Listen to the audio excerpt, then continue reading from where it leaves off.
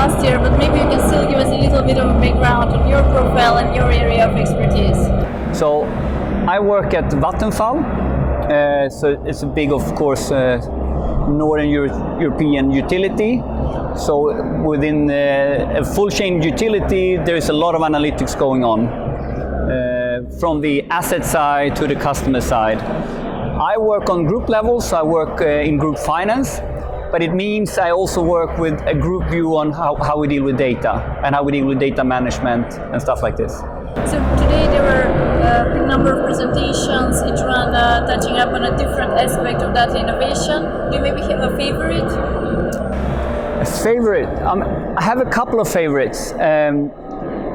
Siemens were here talking about truly what I see is algorithmic business in terms of how they manage the whole value chain around, predictive maintenance and sending out people in the field.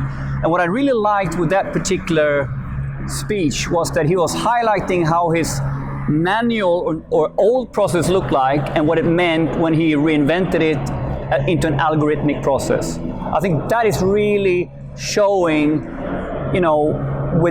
within a mature organization with the right people, with the right skill sets on data and the domain expertise, what happens, it really shifts a lot.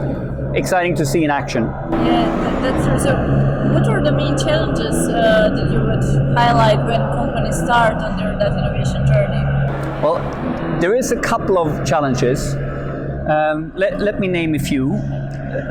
The first real challenge and blocker a lot of times is that people who have the real business problem don't have the data knowledge. So it means the first step is really to be able to translate your business topic, your business question, your business process into what it means from a data and algorithm or analytics perspective. So this is one main problem, that if we don't have this connection with the business in terms of really understanding what it could mean to use data, we don't even get started. And that is sort of linking to a more fundamental problem, which I would talk about as data literacy. So if we move into algorithmic business, it means actually that this is a business topic to understand how will my algorithmic process look like in the future. And to do that, to understand and to reimagining an existing process into an algorithmic process, you need to understand some fundamental topics about data. And it means from the CEO down to the geek, we all need to be understanding to the right level what we're doing. So we talked at this conference about information and data as your second language. So imagine you learn a second language to go for a holiday. Sometimes it's enough to order a beer, but that's not enough when we come to data. We need to have business conversations around stuff. So it means that the CEO needs to have a business conversational style around this and know enough for this, all the way down to the professors in this language, which will be the data engineers and the data scientists. So this data literacy on the business side is really a key factor to deal with. So if and actually when companies manage to involve everything and to get this level of understanding, what are the biggest benefits for them? I think what happens then is that you start looking at your process, your business with a different set of eyes. So you start rethinking how you do things. So this is not about having an old process and adding analytics to the old process. It means, how does this process change when it's data-driven? And it means different things depending on which process we are talking about. So if we're talking about an asset-heavy business, it means, how can I imagine a digital twin? How can I imagine that my physical asset has a digital twin in terms of understanding data that helps me make sharper decisions much faster in real time that I then use to steer my asset.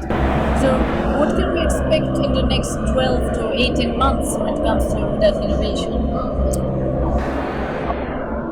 One of the main things that we can expect is that there is technology-wise, there is a continuous drive to make the technology simpler and more user-friendly. Everybody understands that to go from this is something for very few to go to something that is completely inside the whole business means some of the real tricky stuff that you need to really program today will be more and more hidden. And there are great examples what I mean with this. If you take the revolution when we got the internet existed 20, 30 years before it became mainstream. The major shift was that we had browsers and we had technology that made everyone be able to use it. As long as it was a blue screen where you had to code and script, as in DARPA, it didn't happen. So that the fundamental trend is self-service around the visualization piece, the data preparation piece, and actually we will see that also happening on the analytics side. So now you need to be able to code an algorithm or code a statistical model. Tomorrow you need to be able to use it and call for it. That's a major trend. Then I would say another major trend here is that it becomes more and more clear that the way you work is shifting. So when you start working with data-driven business, it's truly multidisciplinary. So the business people with a clear ownership of where we are going, the data scientists, the information management, information stewards, the data engineer, they are working together to solve it. And it literally means shifting into a way where you do this much, much tighter, you can say agile in the way how you organize this. And so this will happen because it's the only way to make it happen. But it's a big shift for a traditional company. I mean, it's quite an exciting and future ahead of us full of opportunities. So thank you for contributing and being part of this event. It's been a true pleasure. Yeah, and thank me for being part of the experience. Thank you for that. Thanks.